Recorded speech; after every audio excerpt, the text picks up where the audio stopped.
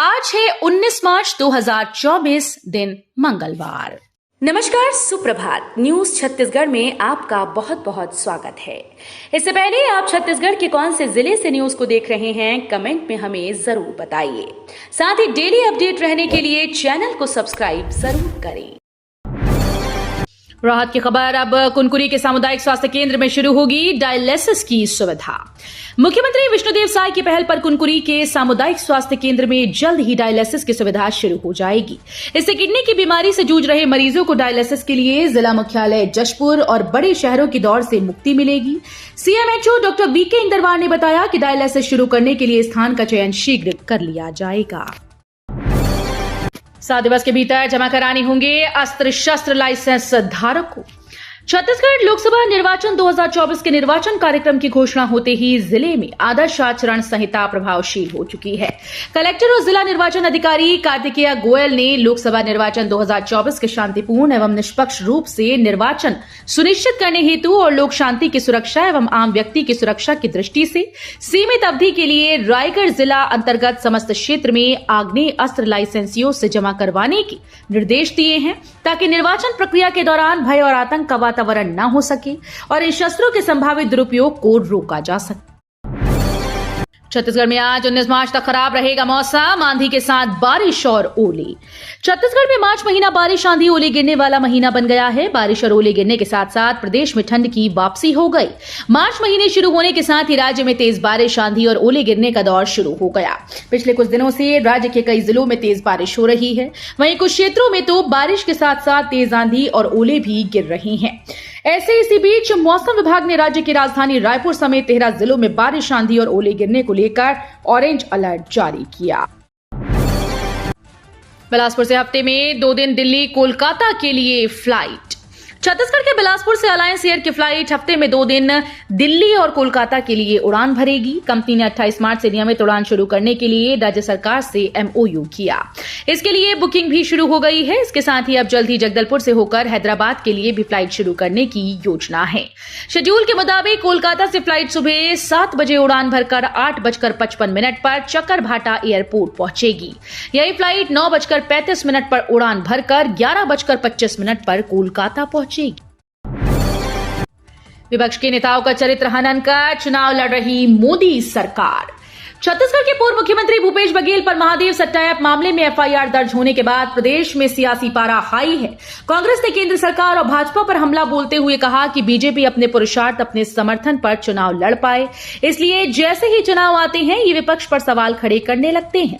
कांग्रेस संचार विभाग के अध्यक्ष सुशील आनंद शुक्ला ने कहा कि अगर बीजेपी को मोदी के 2 कार्यकाल के बावजूद विपक्ष के नेताओं का चरित्र खराब करने का आरोप लगाकर चुनाव में जाने की जरूरत पड़ रही है, तो ये बीजेपी की और मोदी सरकार की सबसे बड़ी असफलता है। घरेलू गैस सिलेंडर 150 रुपए सस्ता, होली से पहले बड़ी सौगात। लोकसभा चुनाव से पहले मोदी सरकार समाज के हर वर्ग को सौगात देने में लगी हुई है।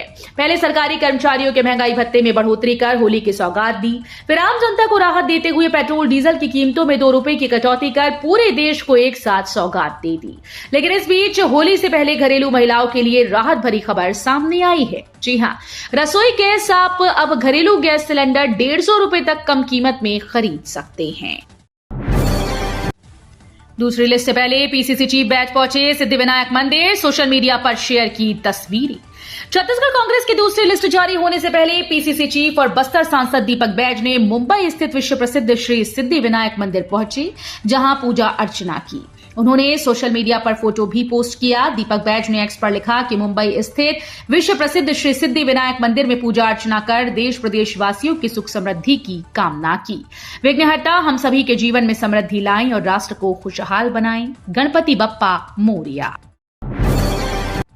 2000 से ज्यादा लोगों को मिलेंगे कृत्रिम अंग। रायपुर में दिव्यांगों को कृत्रिम अंग उपलब्ध कराने कैंप लगाया गया है। कैंप बतौर अतिथि गृह मंत्री विजय शर्मा भी पहुंचे। ये कैंप दादाबाड़ी में आयोजित किया गया। यहां निःशुल्क ऑपरेशन, दिव्यांगों की जांच और कृत्रिम अंग और कैलिपर्स के माप लिए गए। गृह मंत्री ने कार्यक्रम में कहा कि छत्तीसगढ़ के लोगों को सुविधा मिलेगी। प्रदेश के अन्य जिलों में भी ऐसे कार्यक्रमों की जरूरत है। कांकेर से बीजेपी ने भोजराज नाग को दिया टिकट। छत्तीसगढ़ के बस्तर और कांकेर लोकसभा सीट से बीजेपी ने अपने प्रत्याशियों का नाम घोषित कर दिया है। दोनों ही प्रत्याशी चुनाव प्रचार में पूरी तरह से जुट गए। इस बार बीजेपी ने इस लोकसभा सीट से ऐसे बीजेपी नेताओं को अपना प्रत्याशी बनाया है जिनकी छवि बस्तर में धर्मांतरण विरोधी की है और स्थानीय आदिवासियों की संस्कृति के साथ साथ पुरानी परंपरा के प्रति और कुल देवी देवताओं के प्रति काफी आस्था रखते हैं। बलौदा बाजार में ट्रैकिंग टीम को बाघ के पदचिन्ह मिले। लवन रेंज में वन विभाग कर रहा निगरानी। बलौदा बाजार और महासमुंद जिले में पिछले 15 दिनों से बाघ देखने की चर्चा जोरों में है।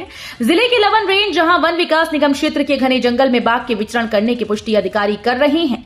ट्रैकिंग टीम को बाघ के दर्जनों पदचिन्ह मिले। हालांकि विभाग ने अधिकृत तौर से बाघ की कोई तस्वीर जारी नहीं की। दरअसल बाघ को महासमुंद के एरिया में सड़क पार करते राहगीरों ने देखा और उसका वीडियो भी सोशल मीडिया में वायरल किया गया। युवा मतदाता बदलेंगे नेताओं की किस्मत। दुर्ग लोकसभा सीट में इतने लाख वोटर्स करेंगे मतदान। लोकसभा चुनाव में इस बार युवा मतदाता प्रत्याशियों के भाग्य विधाता बनेंगे। दुर्ग संसदीय क्षेत्र के 9 विधानसभा क्षेत्रों में इस बार 40 वर्ष से कम आयु के युवा मतदाताओं की संख्या 54.29% यानी 11,30,000 से ज्यादा है। इनमें सर्वाधिक संख्या 30 से 39 साल के बीच के मतदाता 6,19,176 हैं। वहीं 53,660 मतदाता लोकसभा के चुनाव में पहली बार मतदान करने वालों की होगी। संसदीय क्षेत्र में इस बार 18,438 मतदाता 80 साल से अधिक उम्र के हैं। छत्तीसगढ़ के बेमेतरा में अनियंत्रित होकर 45 लोगों से भरी बस पलटी। आज की हालत गंभीर।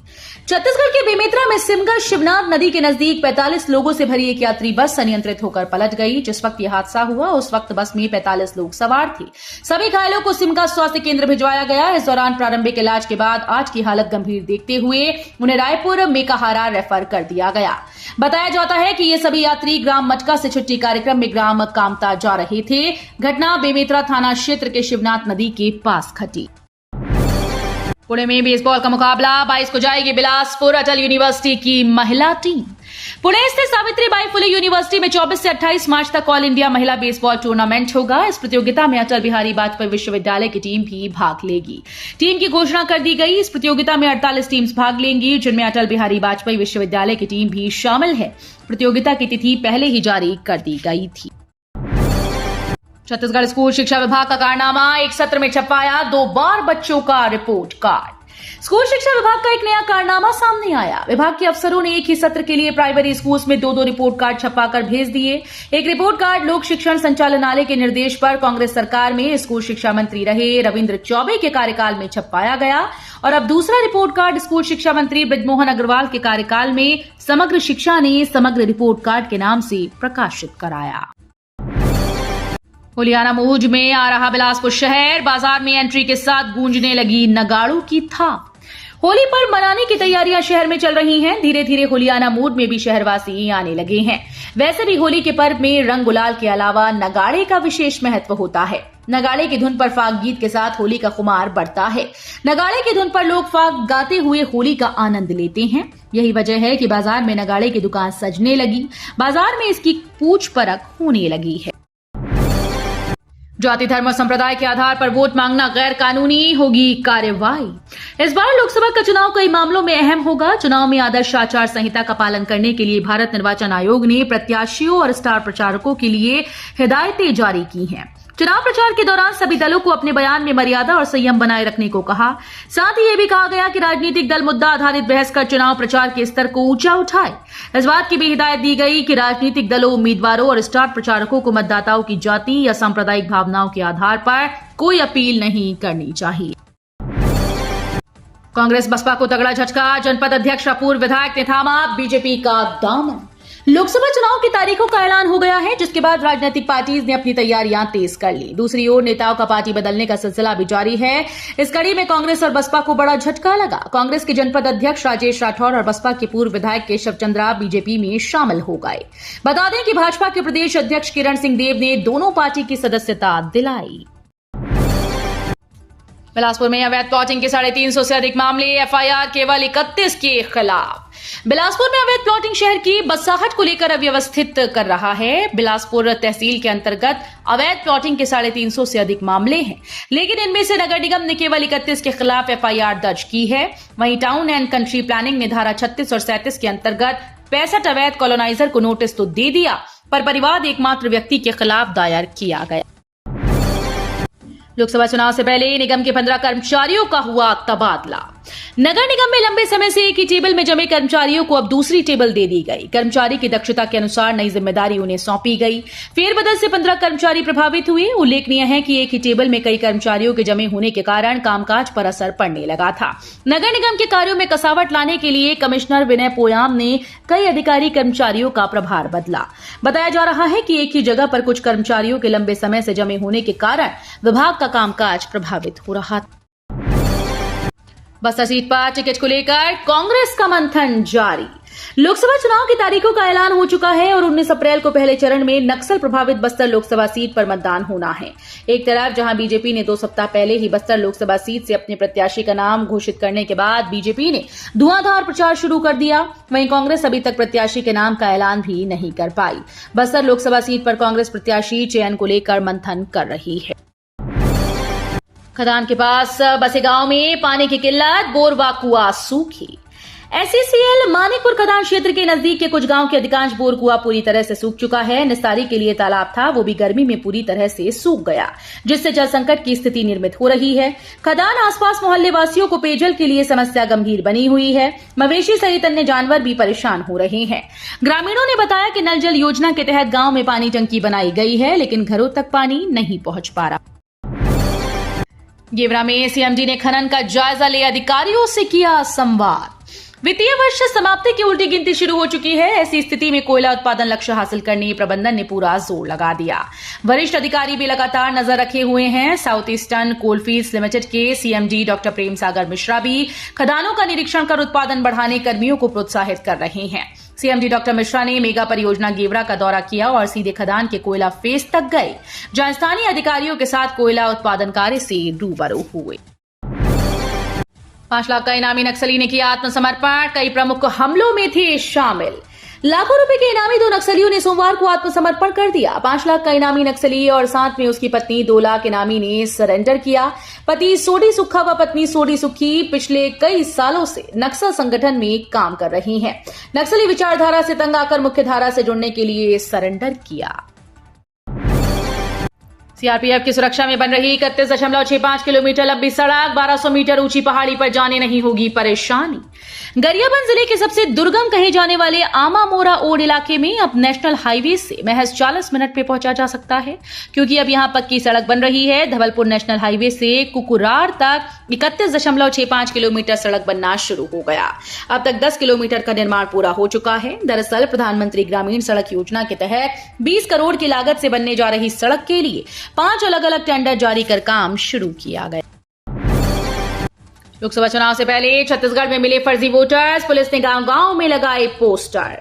लोकसभा चुनाव का आगाज होते ही छत्तीसगढ़ सहित देश भर में आचार संहिता लागू हो गई। आचार संहिता लागू होने के बाद रविवार को राज्य निर्वाचन आयोग की ओर से प्रेस कॉन्फ्रेंस कर बताया गया कि इस बार छत्तीसगढ़ के लोकसभा चुनाव की तैयारियां जानकारी दी, लेकिन दूसरी ओर छत्तीसगढ़ के कवर्धा में फर्जी वोटर्स की पहचान की गई।